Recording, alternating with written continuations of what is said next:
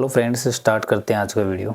और इस वीडियो में हम पढ़ने वाले हैं घन संख्याएं, जिनको बोलते हैं हम क्यूब नंबर्स। घन संख्याएं क्यूब नंबर्स इनको कहा जाता है। पिछले वीडियो में हमने देखा था कि जो वर्ग संख्या होती है उसको हम कैसे लिख सकते हैं। वर्ग संख्या कोई संख्या ए है तो मैं वापस उसी संख्या से उसको एक बार और गुणा कर देता हूँ, तो उसे हम कहते हैं वर्ग संख्या। यानी किसी संख्या को वापस उसी से गुणा करना, क्या कहेंगे उसे, वर्ग संख्या। लेकिन अब की बार जो है हम एक बार गुणा नहीं करेंगे, हम दो बार गुणा करेंगे। कितने बार गुणा करेंगे? दो बार।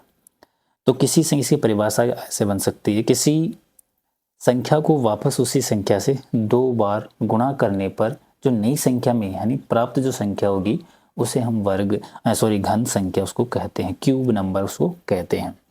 जैसे एग्जाम्पल ए, हमने कोई संख्या ली ए, इसकी पावर कर रहे हैं तो ए इंटू ए, तो ए को वापस में कितनी बार? दो बार और गुणा कर रहा हूँ।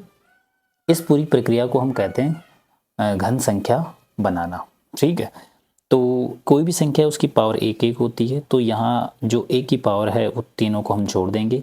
एक प्लस एक प्लस एक, तो एक प्लस एक प्लस कितना हो गया? तीन। तो ए की पावर तीन। इसको पढ़ते क्या है? इसको पढ़ते हैं ए क्यूब।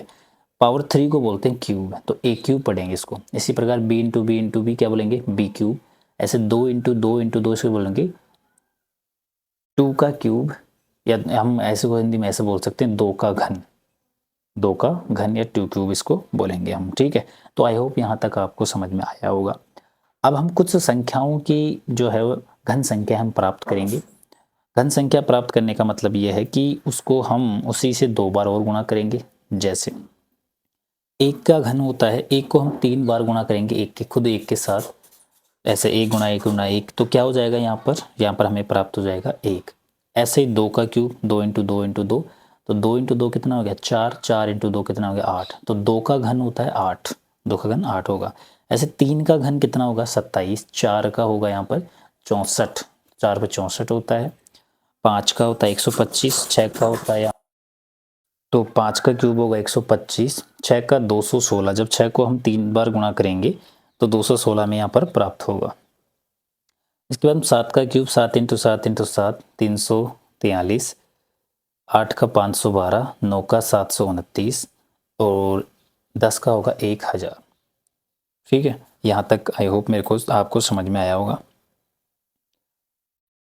11 का क्यूब होता है 1331, 11 का क्यूब होता है 1331, 12 का होगा 1728। इसको आप डायरेक्ट यदि याद करना चाहते हो डायरेक्ट बोल सकते हो 1728। ऐसे 13 का क्यूब होता है 2197, 14 का 2744, 15 का 3375, 16 का 4096, 17 का होता है यहाँ पर 4913, 18 का क्यूब होगा 5832, 5832, 19 का 6859 और 20 का होता है 8000। यानी 20 इंटू 20 कितना होगा? 8000।